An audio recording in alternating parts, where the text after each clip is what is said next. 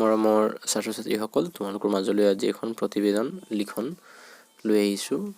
তোমালোকে এইখিনি অলপ চাই যাবা। প্ৰশ্নটো তোমালোকে এই ধৰণৰ দিব পাৰে যে বাতৰি কাকতৰ সম্পাদক মহোদয়লৈ এখন প্ৰতিবেদন লিখা।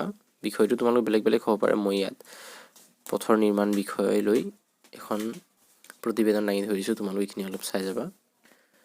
মাননীয় সম্পাদক মহোদয়, দৈনিক জনমভূমি, গুৱাহাটী, টাং। তোমালোকে নিজে এই ধৰণে দিব পাৰা। ইয়াত তোমালোকে বাতৰি কাকতৰ নামো তোমালোকে বেলেগকৈ দিব পাৰা।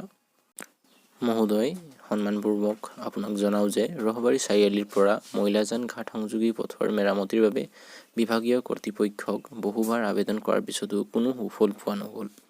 যিহেতু গাঁওখনৰ সৰহসংখ্যক ছাত্ৰ ছাত্ৰী নগৰ বিদ্যালয় মহাবিদ্যালয়ত অধ্যয়ন কৰিবলৈ যোৱাৰ লগতে গাঁৱৰ বহু লোকে ব্যৱসায় বাণিজ্যৰ কাৰণে এই পথেৰে অহা যোৱা কৰে।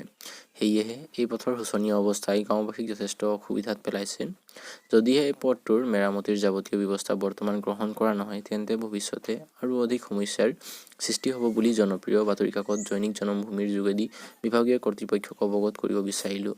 বিষয়টো সকলোৱে যেন গুৰুত্ব সহকাৰে গ্ৰহণ কৰে, এই আশা কৰিলোঁ। এটি আপোনাৰ বিশ্বাসী। নাম ঠিকনাটো নিজে তোমালোকে ভৰাই ল'ব পাৰিবা।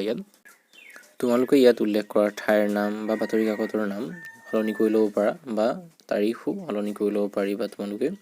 আৰু এইখন মাত্ৰ এখন আৰ্হি প্ৰতিবেদনহে। তোমালোকে ইয়াৰ জৰিয়তে বেলেগ এখন লিখিব পাৰিবা, মাত্ৰ বিষয়টো সলনি কৰি দিলেই হ'ল।